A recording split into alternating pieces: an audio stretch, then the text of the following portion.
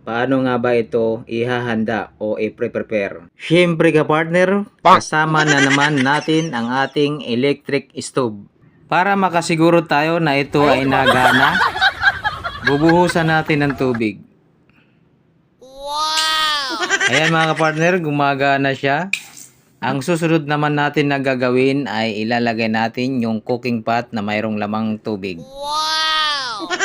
Ayan, magpapakulo tayo ng tubig dahil papakuluan natin bahagya itong seaweed. Kailangan po ito mabanlian. Ayan mga kapartner, nag-iba na yung kulay niya. Pwede mo na siyang hanguin. Ito ang magdadala ng aroma, yung kalamansi mga kapartner. Pwede ka dito maglagay ng paminta para mas lalong sumarap. Nasa sa inyo na po yan kapartner. Kung ito po ay ibuhos nyo dito o dito